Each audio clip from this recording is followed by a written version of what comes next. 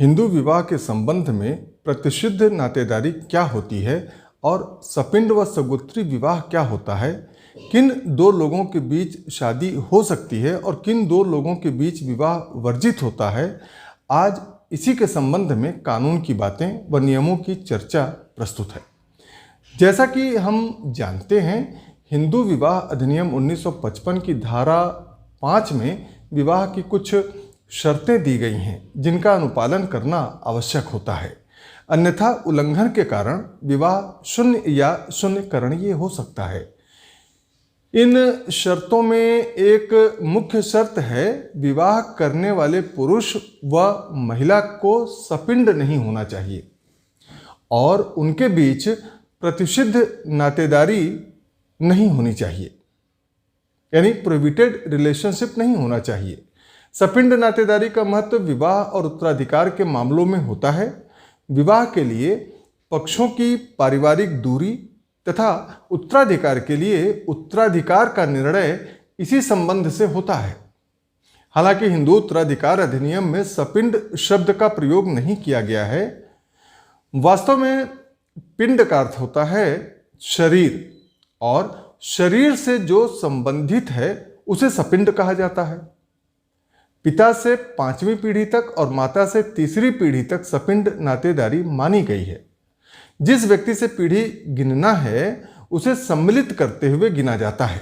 संबंधित व्यक्ति से सपिंड नातेदारी की गणना करते समय उस संबंधित व्यक्ति को प्रथम पीढ़ी गिना जाएगा और एक ही पूर्वज या पूर्वजा तक गिना जाएगा, चाहे 3 पीढ़ी गिना जाना हो या 5 पीढ़ी। हिंदू विवाह अधिनियम 1955 की धारा 3 के अनुसार वे व्यक्ति आपस में विवाह नहीं कर सकते हैं जो पिता की ओर से 5 डिग्री और माता की ओर से 3 डिग्री के भीतर है। सपिंड के संबंध में डिग्री की गणना सदैव ऊपर से यानी पूर्वज की ओर से की जाती है, चाहे माता की ओर से करनी हो या पिता की ओर से। सपिंड नातेदारी में अर्धरक्त या एकोदर रक्त, पूर्ण रक्त एवं दत्तक की नातेदारी तथा धर्मज एवं अधर्मज नातेदारी सम्मिलित हैं। डी.के. बसु एवं एस.के. अकबर की हिंदू विधि 2005 में यह उल्लिखित है कि हिंदू विधि में सपिंड के संबंध में 2 सिद्धांत प्रचलित थे। प्रथम आहुति या पिंडदान का सिद्धांत। यह सिद्धांत हिंदू विधि में प्रचलित अपने पूर्वजों के श्राद्ध करने के विश्वास पर आधारित है। इसी आधार पर हिंदू पिता की ओर से 7 पीढ़ी तक तथा माता की ओर से 5 पीढ़ी तक आहुति या श्राद्ध होता है और इसी को सपिंड नातेदारी का संबंध कहते हैं। दूसरा सिद्धांत विज्ञानेश्वर द्वारा प्रतिपादित सिद्धांत एक ही शरीर के कण का सिद्धांत है। इस सिद्धांत का तात्पर्य यह है कि जिन व्यक्तियों में एक ही रक्त प्रवाहित है वे एक दूसरे के सपिंड हैं। हिंदू पिंडदान के रूप में पूर्वजों की पूजा करने का आचरण करते हैं। यहाँ पिंड साधारण रूप से चावल या गेहूं से एक गोला बनाने को कहते हैं जो लड्डू के रूप में होता है। एक हिंदू अपने 2 स्वर्गीय पूर्वजों को एक पूर्ण पिंडा दान करता है तथा एक पूर्ण पिंडा अपने 3 मृतक पूर्वजों तथा माता की ओर से 2 पूर्वजों या विभाजित पिंडदान करता है। इस प्रकार सपिंड नातेदारी व्यक्तियों में पाई जा सकती है यदि दोनों के पास उभयनिष्ठ पूर्वज थे। धारा 11 के अनुसार सपिंडों के बीच हिंदू विवाह शून्य तथा अकृत यानी नल एंड वाइड होता है।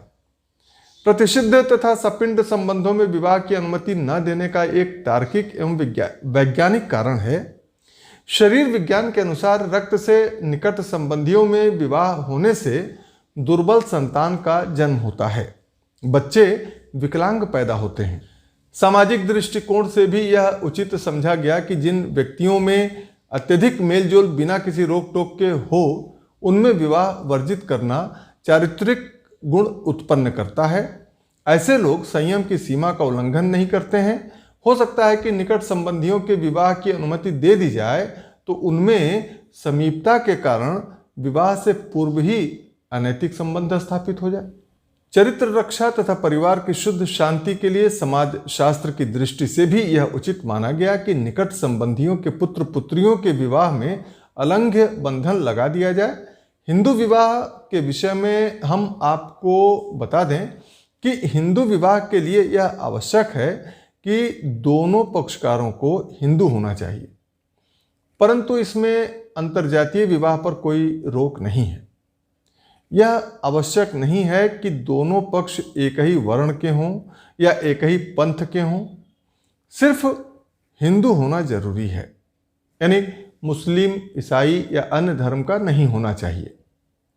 1955 के पूर्व विवाह पर कई पाबंदियां लागू होती थीं, जिन्हें अब हटा दिया गया है। जैसे कि उच्चतर जाति के वर तथा निम्नतर जाति के वधू के बीच होने वाले विवाह को अनुलोम विवाह कहा जाता था और उसे अधिमान्य माना जाता था, अच्छा माना जाता था। लेकिन दूसरी ओर उच्चतर जाति की वधू और निम्नतर जाति के वर के बीच हुए विवाह को प्रतिलोम विवाह कहा जाता था और इसे विधिमान्य नहीं समझा जाता था। इसी प्रकार प्राचीन हिंदू विधि के अंतर्गत सगोत्रों को आपस में विवाह करने की अनुमति नहीं दी जाती थी, लेकिन वर्तमान अधिनियम में इस प्रकार की सभी वर्जनाएं समाप्त कर दी गई हैं और इसे मात्र सपिंडों और प्रतिषिद्ध नातेदारी की डिग्रियों तक ही रखा गया है। सगोत्र का अर्थ होता है एक ही ऋषि से उत्पन्न संतानें, यानी एक ही गोत्र के दो लोग आपस में भाई बहन माने जाते हैं, इसलिए इनके बीच विवाह वर्जित था, परंतु अब कानूनन इस पर कोई रोक नहीं है।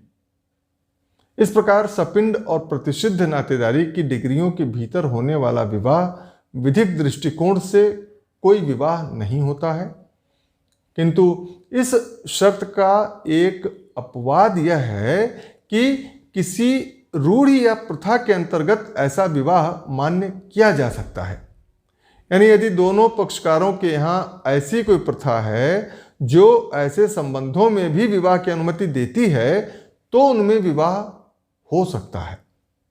लेकिन ऐसी प्रथा यदि केवल एक ही पक्ष में हो, दूसरे के यहाँ ना हो, तो उनमें विवाह नहीं हो सकता है।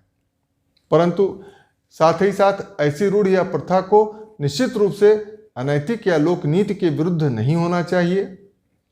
प्रथा के अभाव में ऐसा विवाह शून्य माना जाएगा। श्रीमती शकुंतला देवी बनाम अमरनाथ के मामले में पंजाब व हरियाणा उच्च न्यायालय के अनुसार यदि भाई बहन की संतानों तथा बहन बहन की संतानों के बीच विवाह करने की परंपरा प्राचीन काल से चली आ रही है, तो इन निकटतम संबंधों के मध्य किया गया विवाह वैध होगा। तो ये थी हिंदू विवाह के संबंध में प्रतिषिद्ध नातेदारी व सपिंड के संबंध में विधिक चर्चा व कानून की बातें।